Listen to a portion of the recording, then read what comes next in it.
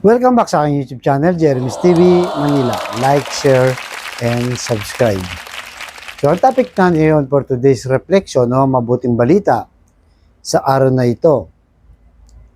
Lunes na naman po, simula na naman ng trabaho. Simula na naman ng panibagong linggo. Yung iba, may mga naiwang trabaho nung nakaraang linggo. At ngayon, simula na naman at marami na mga gagawin. Alam niyo po, ang tao, lahat tayo ay meron tayong calling na galing sa Diyos.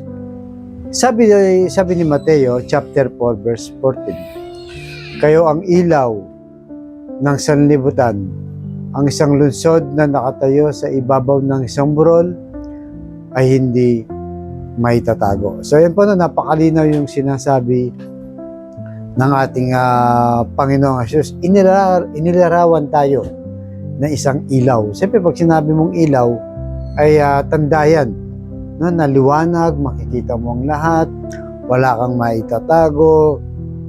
Yung sa panahon natin ngayon, marami rin na kadiliman, no? Sa social media, marami kang makikita o mapapanood na hindi ka nais-nais, mga hindi magagandang ginagawa, sinasabi, sa paligid mo, marami din. Marami ang mga greed, no? Mga sakim, at kung ano-ano pang mga masasamang nakikita po natin sa ating paligid. Kaya tinatawag tayo na ilaw, no? Na ating Panginoong Jesus dito sa mundong ibabaw nito. Kaya kumbaga, sa araw-araw nating buhay, sana magliwanag tayo sa pang-araw-araw natin. Isipin mo lang, di ba, yung paggising mo pa lang, buhay ka, no? Tapos isipin mo, sabihin mo, Lord, paano ba ako magiging ilaw sa araw na ito? Di ba? Sa araw lang na ito, ano bang kailangan mong gawin? Kasi po ako, araw-araw, ang ginagawa natin, yung mag-share ka ng good morning, no? Good morning Bible verse para sa mga sa social media platform mo. Ganon din sa gabi. Kasi nga, sa gabi, maalam natin na pagka madilim, no? Delikado. Pwedeng may mangyaring hindi maganda o may nakaabang na masama. So, kumbaga, pag sinabi mo nga ilaw kayo, tayo yung pag-asa na nakikita ng sanlibutan. Kaya kailangan, kumbaga, tayo ay manghihibabaw o tayo ay magsashine. Paano tayo magsashine? Siyempre, sa pamamagitan ng mga magandang halimbawa. Di ba? Yung pagiging mabuting tao, yung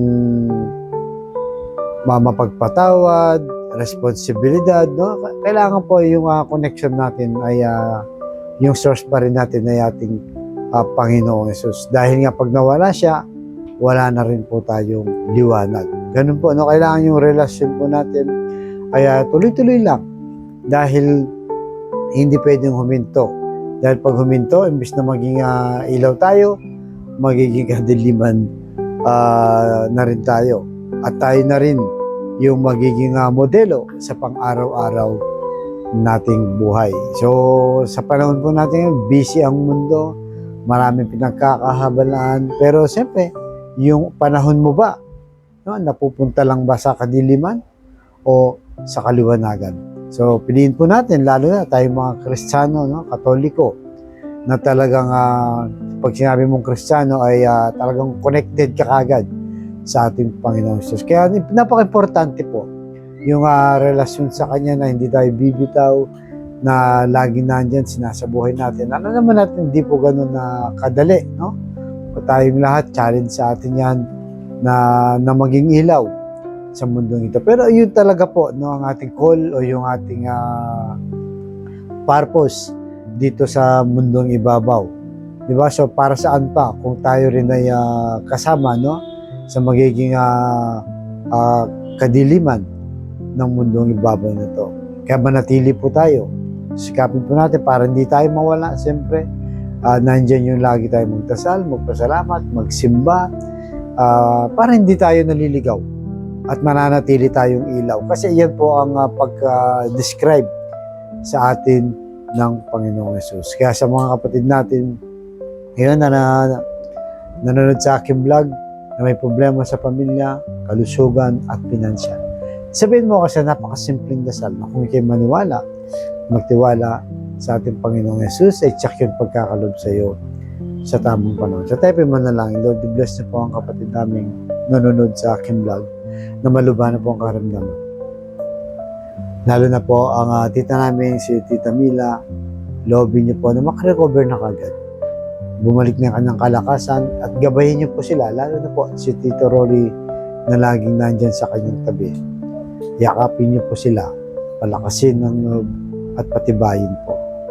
At lahat po ng mga may karamdaman, ipuhin niyo po ng iyong pagpagaling na kamay, haplusin niyo po, tanggalin niyo po ang kanilang karamdaman. Alam naman po namin na walang imposible sa iyo kung iyong loloobin. Ganoon din po sa pamilyang nasisira o nagkawatak-watak dahil sa hindi pagkakaunawa. Ipuhin niyo po ang kanilang puso na maging liwanag sa kanilang pamilya. Mapagpatawad at higit sa lahat ay mapagmahal sa bawat miyembro ng pamilya. At ganoon din po sa financial na kailangan namin lahat, lalo na po mga kapatid namin walang-wala, ultimong pambili ng 1 kilo lang ng bigas at ulam. Pinaproblema pa ako paano sila makakaraos sa maghapon.